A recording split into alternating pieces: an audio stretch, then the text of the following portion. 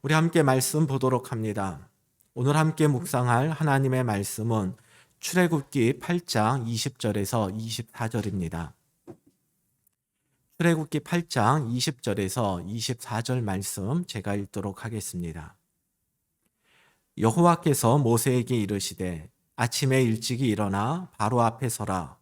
그가 물 있는 곳으로 나오리니 그에게 이르기를 여호와께서 이와 같이 말씀하시기를 내 백성을 보내라. 그러면 그들이 나를 섬길 것이니라.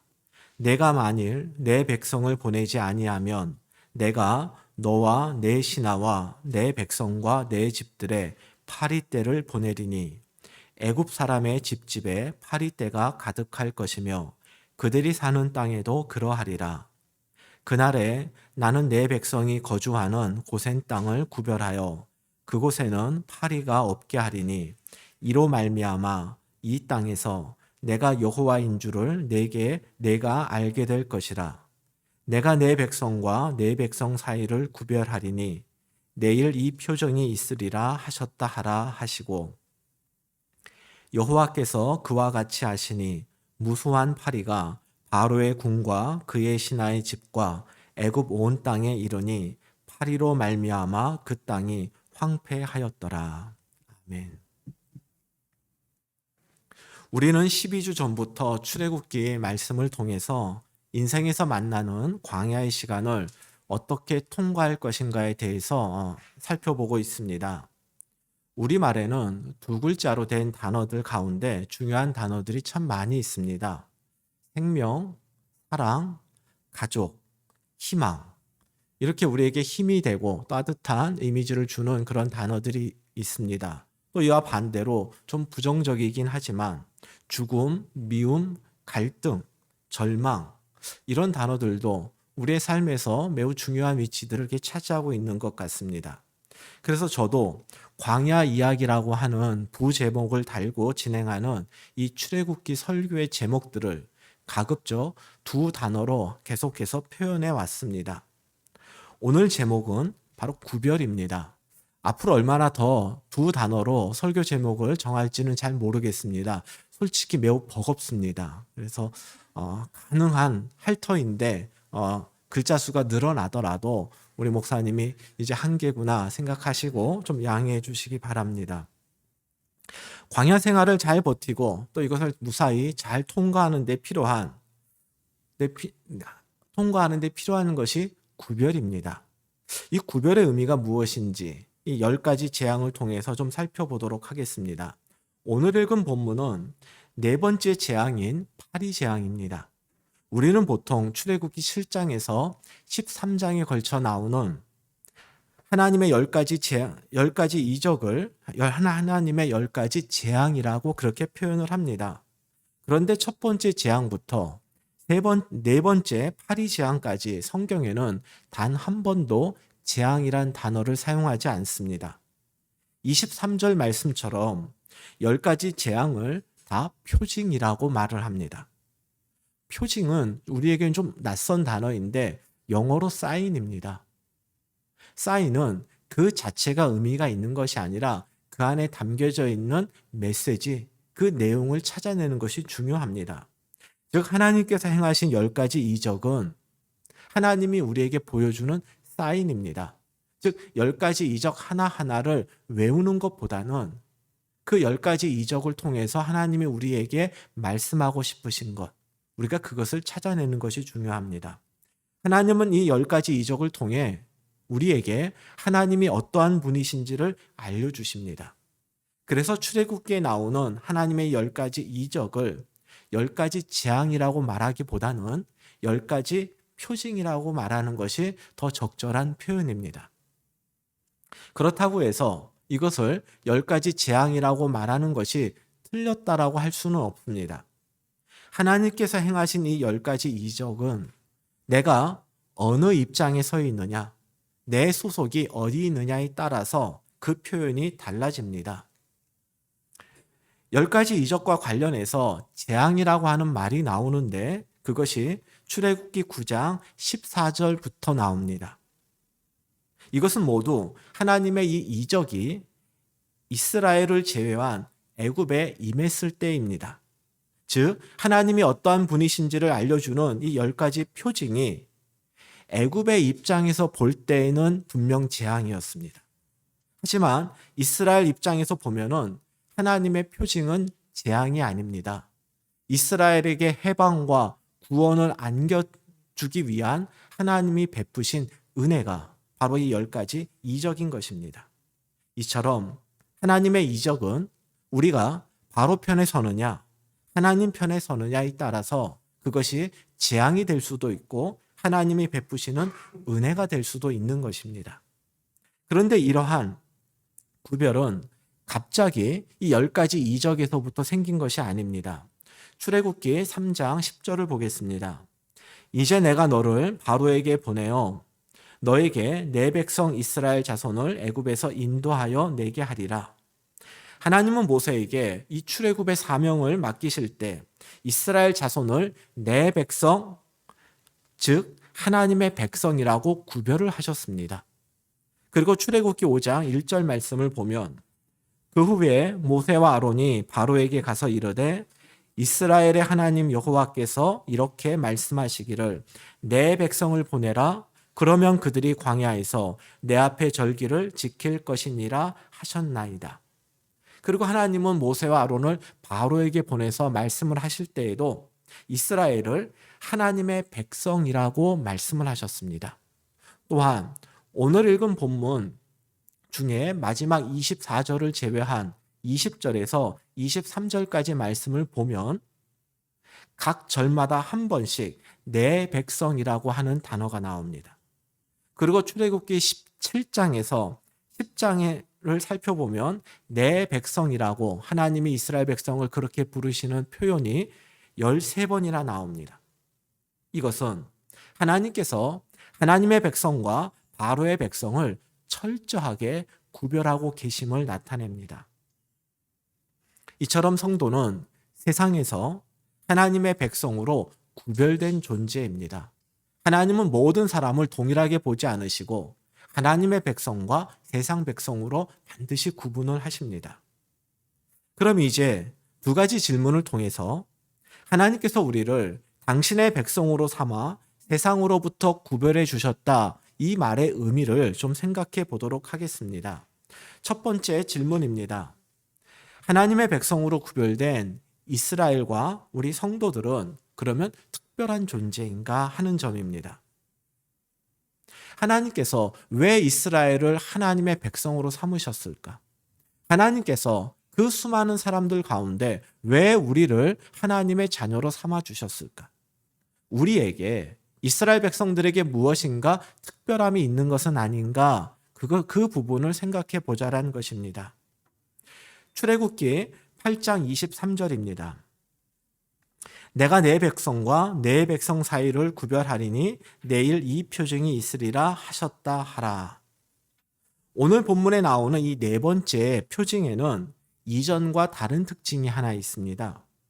10가지 표징은 애굽 입장에서 볼 때에는 분명 하나님의 재앙이었고 이스라엘 입장에서는 하나님의 은혜다 이렇게 말씀을 드렸습니다. 그러면 이 10가지 표징은 모두 다 애굽에게만 내린 재앙이었을까요? 즉, 이 10가지 재앙 중에 이스라엘 백성들에게 재앙으로 임한 것은 없었겠냐 하는 점입니다. 이 조금 전에 읽은 23절 말씀을 보면 네 번째 이적부터는 애굽과 이스라엘이 구별되어 애굽에만 재앙이 임했다라고 나옵니다. 그러면 그 앞에 하나님의 이적들, 즉 첫 번째부터 세 번째 표징은 달랐다는 의미가 되겠죠. 그 본문을 구체적으로 살펴보면 첫 번째부터 세 번째까지의 표징에는 애굽과 이스라엘이 구별되지 않고 하나님의 재앙이 내렸습니다. 즉 이스라엘 백성들도 처음에는 하나님이 행하신 그 재앙으로 말미암아 어려움을 겪었다는 얘기입니다. 왜 하나님은 처음부터 애굽과 이스라엘을 구분하지 않으시고 처음에 그들에게 함께 재앙을 내리셨을까요?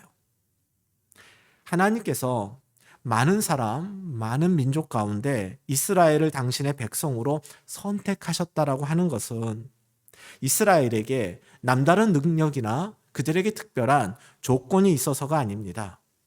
하나님이 보시기에 이스라엘 백성들이나 애굽 백성들이나 모두 똑같은 죄인입니다. 첫 번째 표징부터 세 번째 표징이 애굽과 이스라엘을 구분하지 않고 모두 재앙으로 임했다라고 하는 것은 애굽과 이스라엘이 본질상 차이가 없음을 알려주는 것입니다. 즉 그들도 하나님의 심판의 대상이었다라는 것, 이것을 우리에게 제일 먼저 알려줍니다. 그리고 네 번째 표징부터는 애굽 사람들에게만 재앙이 내렸는데 이것은 그 이스라엘이 본질상 죄인인 그 이스라엘이 하나님의 백성으로 선택받음으로써 이제는 애굽 사람들과는 구분된 특별한 존재가 되었음을 또 우리에게 알려주는 것입니다. 앞서 하나님의 10가지 이적을 표징, 즉 사인이라고 말씀을 드렸습니다. 하나님은 10가지 이적을 통해서 애굽 백성들과 이스라엘 그들에게 알려주고 싶은 것이 있었습니다. 애굽 백성들은 하나님의 표징을 경험하면서 자신들이 믿고 있는 그 신들의 무능함과 또 하나님의 전능하심을, 그리고 하나님 편에 서지 않으면 망한다라는 것을 배웠어야 했습니다. 이스라엘은 10가지 표징을 통해 제일 먼저 깨달아야 했던 것은 자신들 역시 하나님의 백성이라 할지라도 본질적으로는 애굽 백성들과 똑같은 죄인이라고 하는 사실, 그걸 배웠어야 합니다. 두 번째로 깨달아야 했던 것은 네 번째 표징부터 애굽과 이스라엘이 구별됨을 보면서 구별된 존재로 살아가는 것이 바로 하나님 백성으로서의 본분임을 그들은 깨달았어야 합니다. 하나님의 백성으로 구별된 이스라엘과 우리 성도들은 과연 특별한 존재인가? 라는 이 첫 번째 질문에 그러면 그 답을 이렇게 정리할 수 있습니다.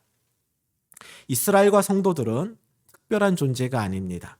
그러나 하나님의 백성으로 선택받음으로써 세상과 구별된 특별한 존재가 되었습니다.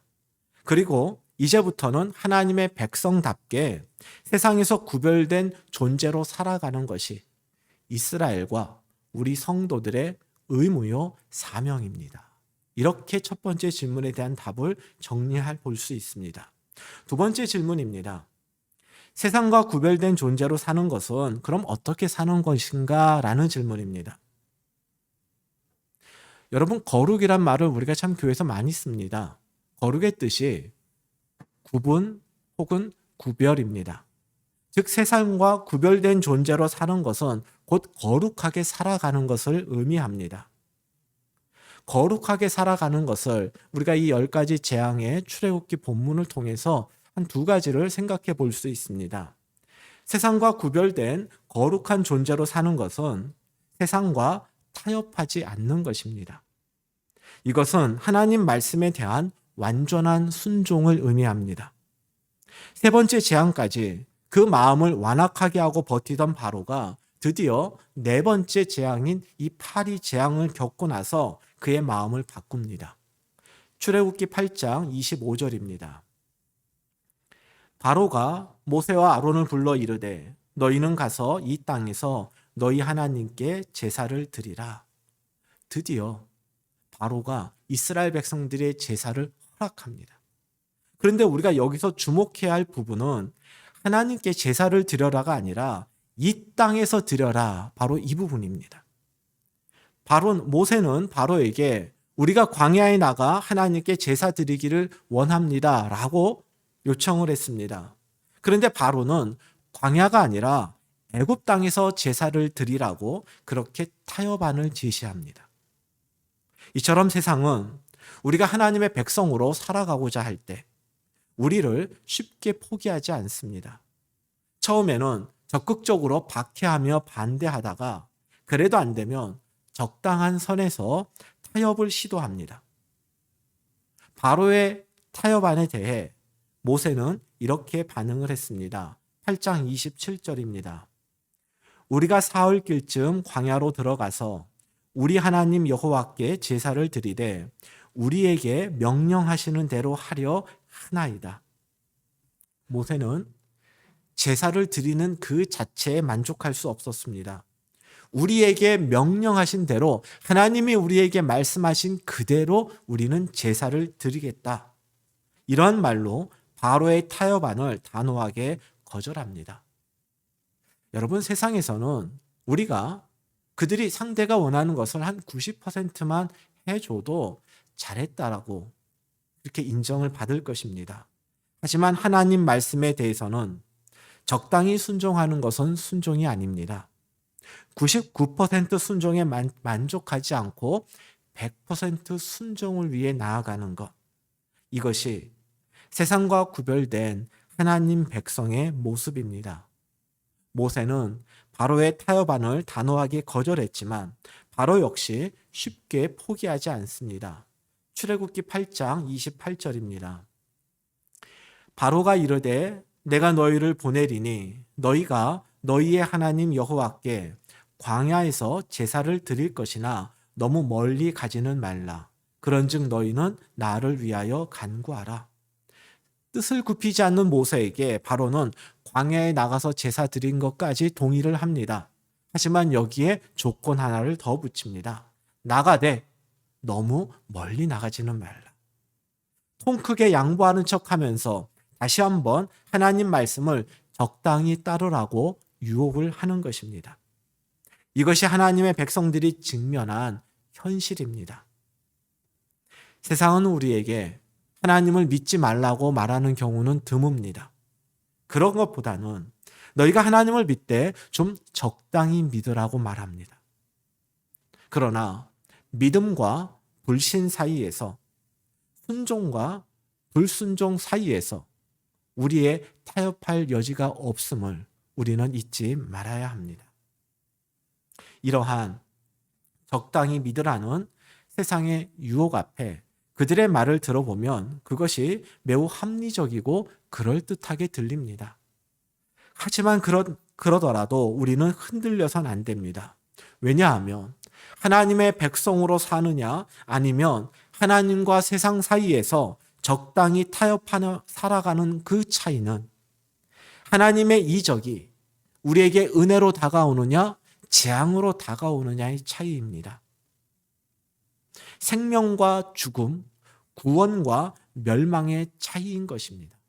그 둘 사이의 차이는 우리가 비교할 수 없을 만큼 크기 때문에 우리는 결코 흔들리거나 세상의 유혹에 넘어가서는 안 되는 것입니다. 준엄하다라는 말이 있습니다. 여러분도 들어보셨을 겁니다. 여러분은 준엄 혹은 준엄하다 이런 말을 들었을 때 어떤 느낌이 듭니까? 누군가가 저 사람은 되게 준엄해 했을 때 그 사람에 대해서 여러분이 갖고 있는 인상은 어떤 것이겠습니까? 왠지 고리타분하고 답답하지 않습니까? 절대 가까이 하고 싶지 않은 그런 사람, 그 이미지가 준엄이라고 하는 단어에 좀 있는 것 같습니다. 그런데 이 준엄을 사전에서 찾아보면 이렇게 설명이 되어 있습니다. 조금도 타협함이 없어 매우 엄격하다. 그러면서 이 준엄하다의 반대말을 이렇게 쓰고 있습니다. 타협하다. 준엄의 반대말이 타협입니다.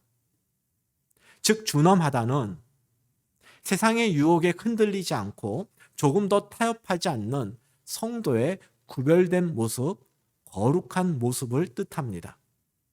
우리 개인적 이익을 위해서 막무가내로 내 뜻을 고집하는 모습은 우리가 분명 경계해야 합니다. 하지만 하나님의 뜻과 세상이 충돌할 때에 세상이 우리가 하나님의 뜻을 붙잡고 나아갈 때 우리를 고리타분하다고 또 답답하다고 여겨도 세상의 그러한 타협과 유혹 앞에서는 우리가 준엄함을 지켜야 합니다. 이것이 거룩이요 하나님의 백성으로서 세상에서 특별하게 살아가는 것입니다. 세상과 구별된 거룩한 존재로 살아가는 것은 두 번째로 사람이 아니라 하나님께 순종하되 절대적으로 순종하는 것을 말합니다. 출애굽기 7장 4절입니다. 바로가 너희의 말을 듣지 아니할 터인즉 내가 내 손을 애굽에 뻗쳐 여러 큰 심판을 내리고 내 군대 내 백성 이스라엘 자손을 그 땅에서 인도하여 낼지라. 하나님은 이스라엘 백성들을 향해서 내 백성, 즉 하나님의 백성이라고만 말씀하지 않으십니다. 내 군대, 내 백성 이스라엘. 이것이 이스라엘의 정체성입니다. 성경은 이스라엘이 애굽에서 나오는 장면을 이렇게 묘사하고 있습니다. 출애굽기 12장 41절입니다. 430년이 끝나는 그날에 여호와의 군대가 다 애굽 땅에서 나왔은즉. 여호와의 군대, 이것이 이스라엘의 소속이자 신분입니다. 출애굽 당시 이스라엘 백성들은 그 누구도 자신이 군인이라는 생각 속에 오와 열을 맞춰서 행군하듯이 애굽에서 나온 것이 아닙니다.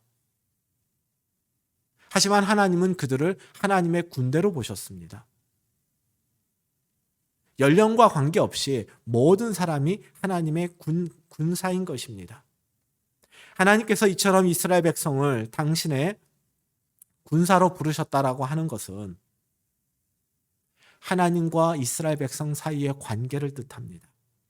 나라에 대한 충성이 군인의 의무이듯 성도는 하나님의 군사로서 하나님께 충성하고 하나님 나라를 위해 일하고 싸우는 존재인 것입니다. 군인들에게 강조되는 제1의 덕목은 명령에 대한 절대적 순종입니다. 이스라엘과 성도를 하나님의 군대로 묘사하고 있는 것은 바로 이 부분을 강조하는 것입니다. 하나님 말씀에 대한 순종, 그것도 완전한 순종과 함께 절대적으로 순종하는 것, 이것이 이스라엘 백성들에게 또 오늘 우리들에게 하나님이 요구하시는 모습인 것입니다. 창세기 6장 노아의 홍수 심판 그 장면을 좀 보도록 하겠습니다. 창세기 6장 9절에서 11절입니다. 이것이 노아의 족본이라. 노아는 의인이요 당대의 완전한 자라.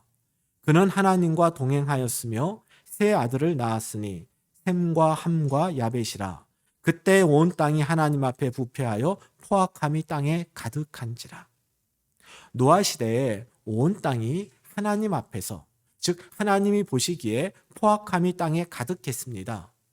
포악함이 가득하다, 이 말은 잡아 찢다 혹은 넘어뜨리다 이런 뜻입니다. 즉 노아 시대는 힘의 논리가 지배하는 약육강식의 시대였습니다. 그래서 포악함이 가득하다를 세번역 성경에서는 무법천지가 되었다 이렇게 번역을 했습니다. 창세기 6장 13절과 14절입니다.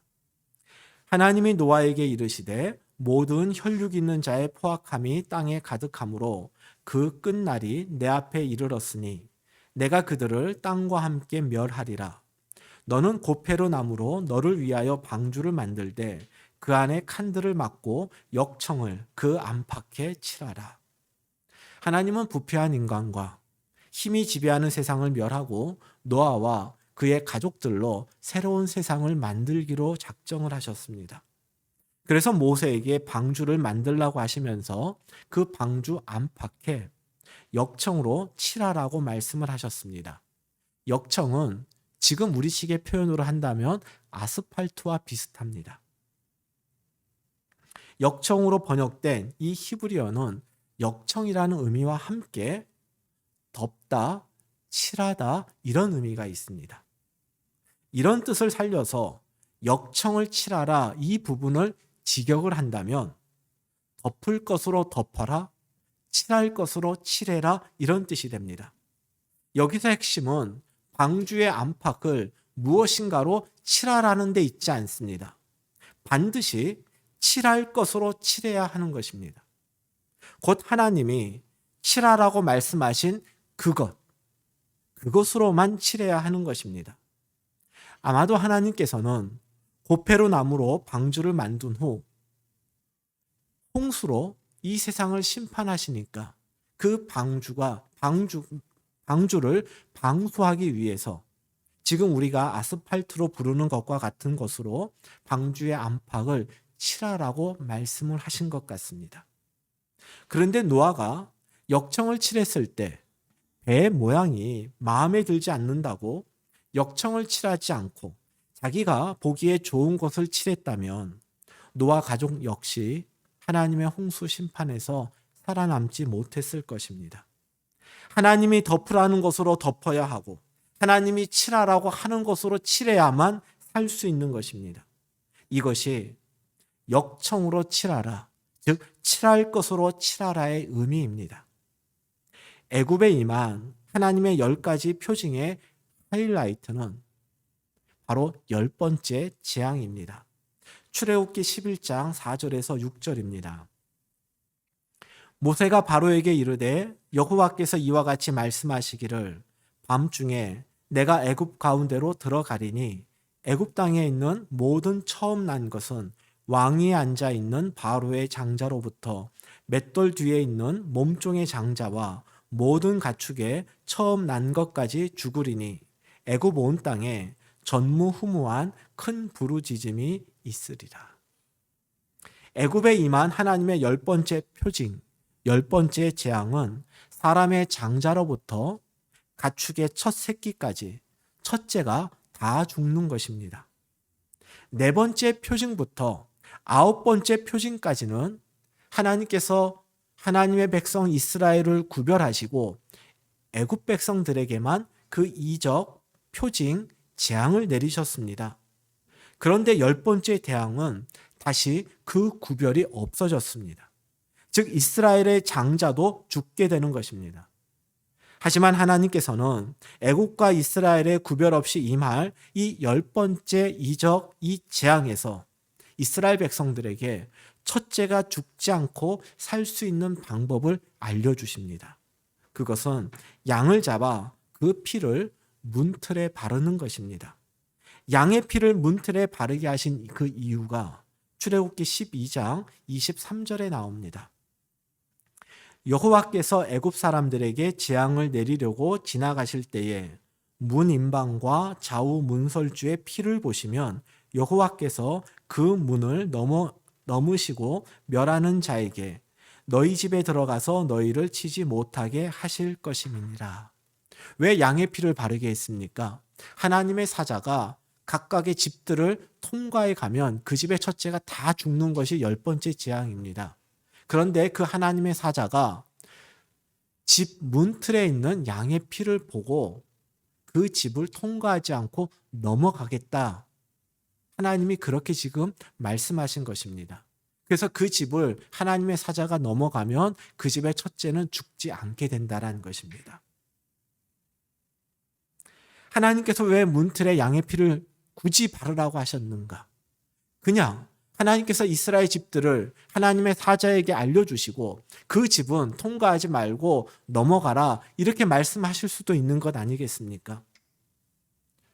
양의 피가 없으면 이스라엘의 첫째를 살릴 수 없어서일까요?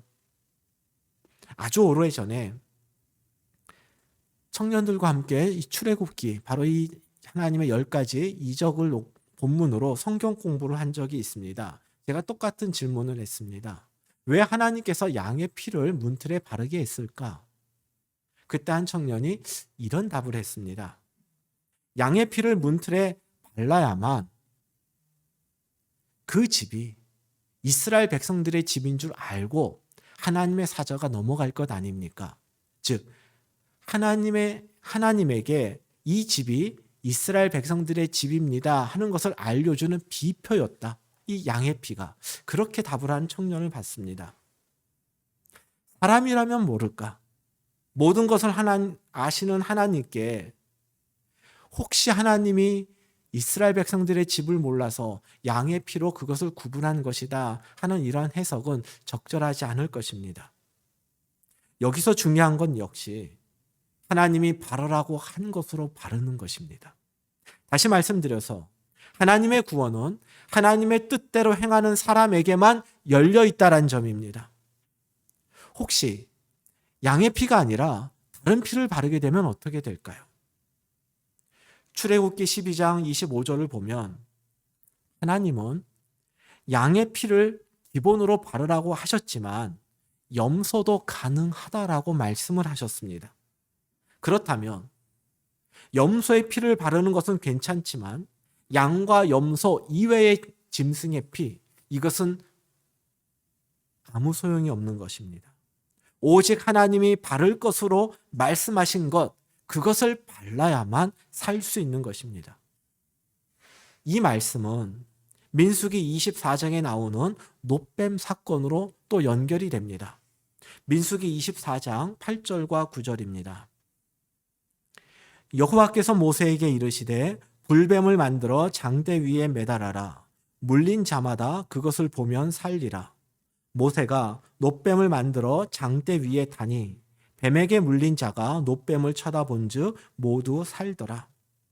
이스라엘 백성들이 애굽을 나와서 광야길을 가는데 그 가는 길이 불편하다고 모세에게 원망을 했습니다. 이러한 이스라엘 백성들에게 하나님은 불뱀을 보내 그 원망하는 이스라엘 백성들을 심판하셨습니다. 죽어가는 이스라엘 백성들을 보며 모세가 하나님께 기도를 했고, 하나님께서는 모세에게 구리로 뱀을 만들어 그걸 장대에 매달아라. 그리고 그 구리뱀을 보는 자는 다 살 것이다 말씀을 하셨습니다. 하나님은 구리뱀이 없어도 죽어가는 이스라엘 백성들을 살리실 수 있는 분이십니다. 하지만 하나님은 구리뱀을 쳐다보는 자마다 구원받도록 그렇게 하나님이 정하셨습니다. 금으로 만든 뱀이나 은으로 만든 뱀, 그걸로는 안 됩니다. 쳐다봐야 할 것을 쳐다보는 순종에 하나님의 구원이 임하는 것입니다. 방주에 칠할 것은 역청이었고, 장자의 죽음을 면하기 위해서 문틀에 발라야 하는 것은 양의 피였고, 불뱀에 물려 죽어가는 사람들이 살아나기 위해서는 그들이 쳐다보아야 할 것은 바로 구리로 만든 뱀이었습니다. 그래야만 그들이 살 수 있었습니다. 그리고 지금까지 말씀드린 이 세 가지 사건은 궁극적으로 예수님의 십자가로 연결이 됩니다. 요한복음 3장 16절, 우리 대부분 성도님들이 다 외우는 그 말씀일 것입니다. 하나님이 세상을 이처럼 사랑하사 독생자를 주셨으니 이는 그를 믿는 자마다 멸망하지 않고 영생을 얻게 하려 하심이라. 예수님을 믿는 사람이라면 누구나 다 구원받을 수 있다. 이 요한복음 3장 16절은 복음 중에 복음이고, 성경 전체를 요약하고 줄이고 줄여서 단 한 줄로 표현을 한다면 그것이 바로 요한복음 3장 16절이다라고 말할 만큼 이 말씀은 매우 중요한 말씀입니다. 그런데 우리는 이 요한복음 3장 16절을 이 한 절만 주목을 할 뿐, 이 16절을 14절, 15절과 연결해서 읽는 것을 놓칠 때가 많습니다. 요한복음 3장 14절과 15절입니다. 모세가 광야에서 뱀을 든 것 같이 인자도 들려야 하리니 이는 그를 믿는 자마다 영생을 얻게 하려 하심이니라. 이 말씀과 함께 하나님은 세상을 이처럼 사랑하사 독생자를 주셨으니 이는 그를 믿는 자마다 멸망하지 않고 영생을 얻게 하려 하심이라. 이 말씀이 이렇게 나오는 겁니다. 16절을 14절에서부터 읽으면 예수님을 믿는 것이 방주에 칠할 것을 칠하는 것과 문틀에 발라야 할 것을 바르는 것과 불뱀에 물려 죽어가는 사람이 쳐다보아야 할 것을 쳐다보는 것과 동일한 선상에 있음을 알게 됩니다. 즉 하나님 말씀에 절대적으로 순종해서 칠할 것을 칠하고 발라야 할 것을 바르고 믿음의 대상인 예수님을 믿어야만 우리는 구원받고 세상과 구별된 존재가 되는 것입니다. 그런데 적당히 믿고 즐기며 살라는 이 세상의 유혹과 타협을 물리치고 하나님께 완전하고 절대적으로 순종하는 것, 사실 그것이 우리가 살아가면서 그 말씀대로 살아가는 것이 참 부담스럽습니다. 마치 승률이 낮은 도박에 전 재산을 거는 것과 같은 그런 위험 부담, 그것을 느끼는 것이 우리 아닙니까? 하나님께 순종하되 그래도 혹시 일이 잘못될 수 있으니 하나님 말고 우리가 다른 보험도 하나 들어놔야 되는 것 아닌가? 하나님만 의지하지 말고 그래도 유력자, 강한 자, 부유한 자, 사람도 좀 우리가 따라야 하는 것 아닌가? 이런 생각들이 우리 안에 있지 않습니까? 하나님 말씀에 순종하라는 그 말씀 앞에서 이런 염려들이 우리를 사로잡습니다. 10번째 표징인 이 장자의 죽음과 관련된 이스라엘의 절기가 여러분이 잘 아시다시피 유월절과 무교절입니다. 10번째 표징은 출애굽기 11장에서 13장까지 기록이 되어 있습니다. 다른 표징들은 짧게 소개가 되지만 이 10번째 표징이 길게 나오는 것은 10번째 표징의 내용과 함께 유월절, 무교절 절기가 서로 교차해서 반복해서 기록되어 있기 때문입니다. 제일 먼저 10번째 표징을 설명을 하십니다. 그리고 나서 유월절 절기를 말씀하십니다. 이 10번째 표징과 이 절기, 이것을 설명하는 11장에서 13장 본문 안에는 한 가지 독특한 점이 있습니다. 보통 절기나 기념일은 사건이 먼저 일어난 후에 그것을 기억하고 기념하는 절기를 또 기념일을 정합니다. 우리가 8월 15일을 광복절로 지키는 것은 1945년 8월 15일에 우리가 일제로부터 독립을 했기 때문입니다. 독립이라고 하는 사건이 먼저 일어났기 때문에 우리가 그날을 기념하기 위해서 광복절이라고 하는 기념일을 정해 지키는 것입니다. 우리 각자의 생일도 우리에게 출생이 먼저이지 생일을 먼저 정하고 그날에 태어나는 것이 아닙니다. 그런데 이스라엘의 절기는 반대입니다. 모든 절기가 사건이 먼저 일어나는 것이 아니라 하나님이 먼저 절기를 정하셨고 그 절기에 맞는 사건들을 하나님이 일어나게 하셨습니다. 출애굽기 11장에 장자의 죽음이 먼저 예고되었습니다. 장자의 죽음이 실행된 것이 아니라 하나님이 그걸 먼저 예고하셨습니다. 그리고 장자가 죽는 재앙이 일어나기 전에 하나님은 12장에서 10번째 표징에서 이스라엘의 장자가 죽지 않는 것을 기념하는 유월절과 무교절을 너희가 지켜라 말씀하셨습니다. 이렇게 절기가 정해지고 난 후에야 12장 29절에서 애굽의 모든 장자가 죽고 이스라엘의 장자가 죽지 않는 그 사건이 일어나게 됩니다. 사건에 앞서서 절기가 먼저 정해졌다. 이것이 우리에게 말씀하는 의미는 무엇일까요? 하나님의 말씀이 먼저 있고 사건은 하나님의 말씀을 뒤따른다라는 것입니다. 하나님의 계획과 말씀은 반드시 실현된다라는 의미입니다. 즉 우리가 세상과 타협하지 않고 하나님 말씀에 완전하고 절대적으로 순종해야 하고 또 그렇게 할 수 있는 근거는 하나님에게는 말씀을 반드시 실현시키는 능력이 있기 때문입니다. 세상에는 하나님처럼 자신의 생각과 계획을 모두 실현하는 그런 능력을 가진 사람이 없습니다. 오직 하나님만이 가능하십니다. 전능하신 하나님께서 우리를 당신의 백성으로 삼으셨습니다. 이제 남은 것은 우리 역시 크고 작은 문제와 예상치 못한 어려움을 만났더라도 세상과 구별된 하나님 백성으로서의 삶을 포기하지 않는 것입니다. 이것이 하나님과 한편이 되어 세상에서 구별된 존재로 살아가는 것입니다. 제가 많은 예를 들어서 말씀을 드렸는데 여러분 복잡하거나 어렵게 생각하지 마십시오. 내용은 간단합니다. 어떻게 어려운 세상에서 살아갈 것인가?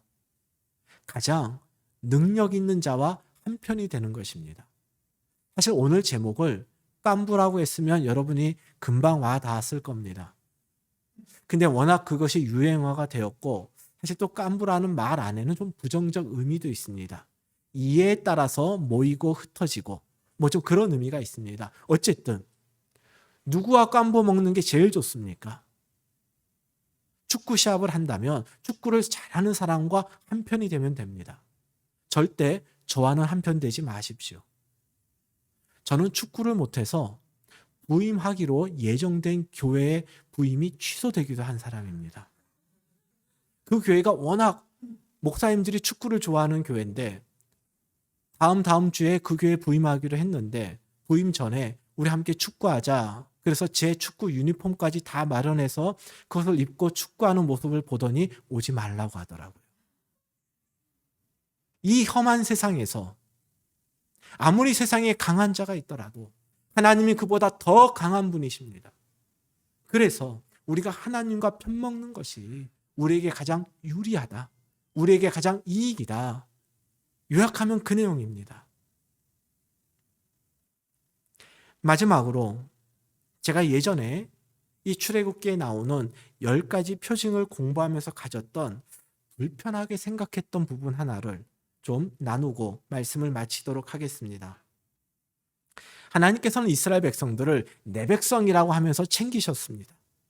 그러면서 애굽 백성과 이스라엘 백성들을 구별하셨습니다.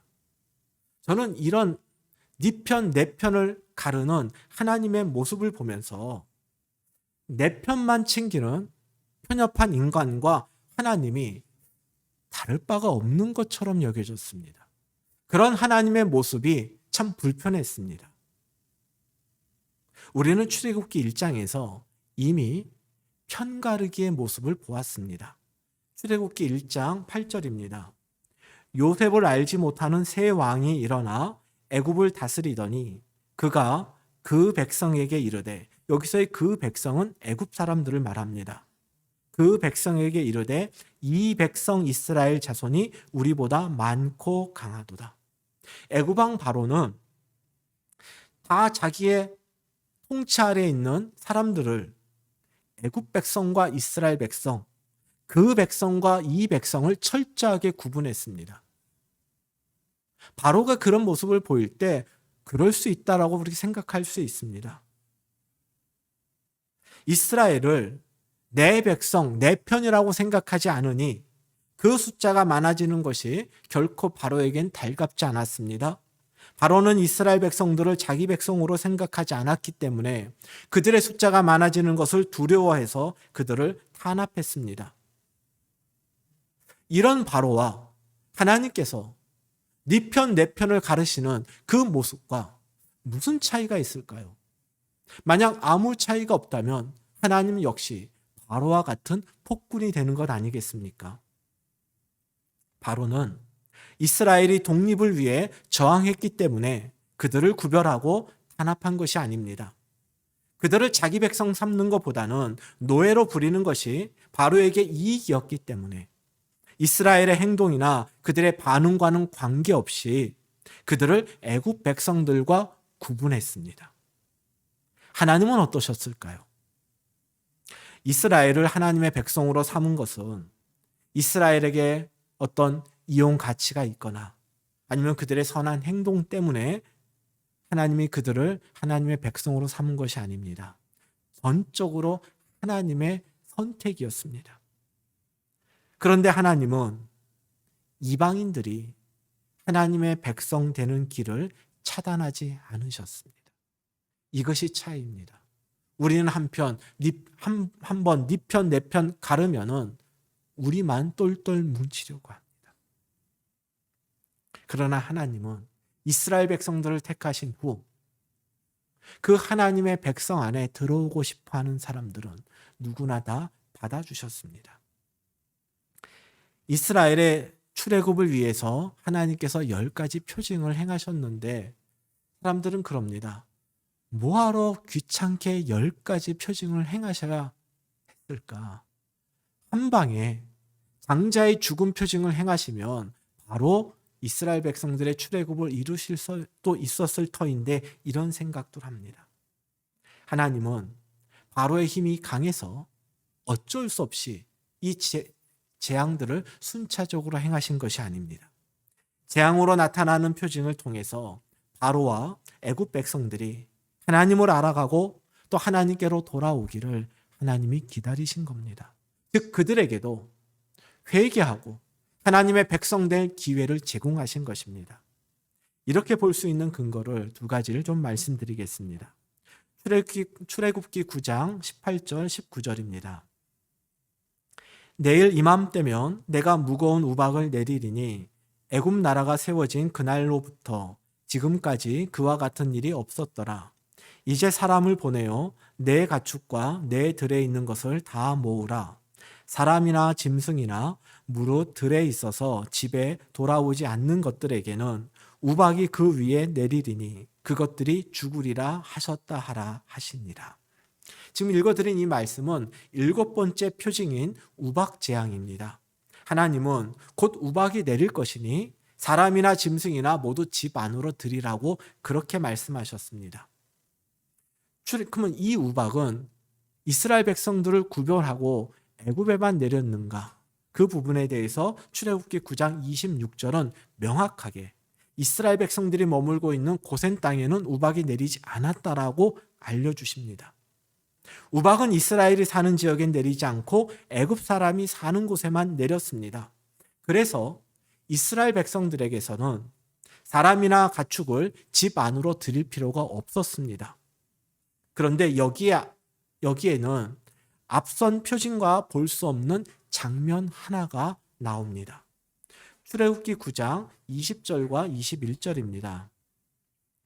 바로의 신하 중에 여호와의 말씀을 두려워하는 자들은 그 종들과 가축을 집으로 피하여 들였으나 여호와의 말씀을 마음에 두지 아니하는 사람은 그의 종들과 가축을 들에 그대로 두었더라.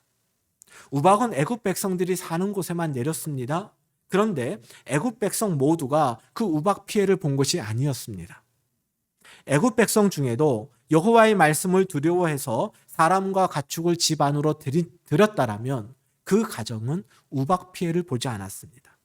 하지만 여호와의 말씀을 마음에 두지 않고 두려워하지 않았던 사람들은, 그래서 사람과 가축을 집에 들이지 않은 사람들은 우박으로 인해 큰 피해를 본 것입니다. 이처럼 하나님은 비록 바로의 백성이라 할지라도 하나님 말씀을 마음에 품고 따르는 사람들에게는 하나님의 백성들에게 베푸시는 그 은혜를 동일하게 허락하셨습니다. 출애굽기 12장 37절입니다. 이스라엘 자손이 라암셋을 떠나 숫곳에 이르니 유아 외에 보행하는 장정이 60만 가량이요. 이 구절은 이스라엘 백성들이 드디어 애굽을 떠날 때 그 출발지와 몇 명이 떠났는지를 알려주고 있습니다. 장정만 60만 명이었기 때문에 여자와 어린이들을 합하면 대략 150만 명에서 200만 명쯤 되지 않을까, 그렇게 추산을 합니다. 그런데 이스라엘 백성들의 출애굽은 이스라엘 백성들만의 출애굽이 아니었습니다. 출애굽기 12장 38절입니다. 수많은 잡족과 양과 소와 심이 많은 가축이 그들과 함께하였으며, 잡족도 이스라엘 백성들과 함께했다라고 나옵니다. 여기서의 잡족은 이스라엘 백성들처럼 애굽에서 살던 애굽 사람들 기준으로 보았을 때 타국인들을 말합니다. 이들도 이스라엘과 함께 애굽을 나와 광야를 거쳐 가나안까지 가서 정착해서 살아갑니다. 우리는 이 잡족들이 가나안에 살고 있는 모습을 사사기 말씀을 통해서 또 보게 됩니다. 만약에 10번째 이 표징 때 잡족들의 장자들이 죽었다면 이들은 이스라엘과 함께 애굽을 떠나지 못했을 겁니다. 죽은 아들의 그 장례뿐만이 아니라 자신의 아들을 죽인 그 하나님을 믿는 이스라엘 백성들과 어찌 동행할 수 있었겠습니까? 그렇기 때문에 잡족들이 이스라엘과 함께 애굽을 나와 광야를 거쳐 가나안까지 갔다라고 하는 것은 이 잡족들의 장자가 죽지 않았다고 보는 것이 합리적인 추론입니다. 여기서 한 번 더 추측을 하자면 이 잡족들의 장자가 죽지 않았다면 어떻게 이 아들이 죽지 않았을까 하는 점입니다. 이들도 역시 문틀에 양의 피를 발랐기 때문입니다. 바를 것으로 발랐기 때문에 애굽의 장자가 죽는 상황에서도 잡족들의 장자도 죽지 않은 것입니다. 그렇기 때문에 이들은 하나님의 은혜에 감사하며 이스라엘과 동행한 것입니다. 이처럼 하나님은 이방인이라 할지라도 칠할 것을 칠하고 바를 것을 바르고 하나님의 말씀 그대로 순종하는 자들은 모두 하나님의 백성으로 삼아 주십니다. 이것이 바로와 다른 점이고 세상과 구별된 하나님의 모습입니다. 세상은 자신의 이익을 따라서 네 편, 내 편을 가릅니다. 지금 내 편이라 할지라도 이용 가치가 다하면 언제든지 내치는 것이 세상입니다. 그러나 하나님은 하나님에게 아무런 도움이 되지 않는 우리들을 당신의 백성으로 삼아 주셨습니다. 그리고 세상에 속했다 할지라도 하나님의 말씀을 순종하는 자들은 기꺼이 하나님의 편으로 받아주십니다. 우리는 이미 하나님에게 속하여 세상과 구별된 존재가 되었습니다. 혹시 지난날 세상의 유혹과 타협 앞에 성도의 준엄함을 지키지 못했더라도 우리 다시 하나님의 백성으로 구별된 삶을 살아가는 일을 포기하지 맙시다. 이제 다시 하나님의 말씀 앞에서 완전하고 절대적으로 순종하기를 우리 기도하며 노력합시다.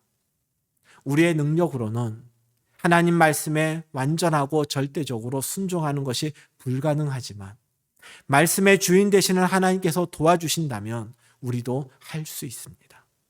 우리의 정체성과 우리의 신분이 하나님의 백성이요 군사임을 기억하면서 하나님의 말씀을 따르고 언제나 하나님 편에 서서 세상과 구별된 거룩한 삶을 살아가게 되길 주님의 이름으로 축복합니다.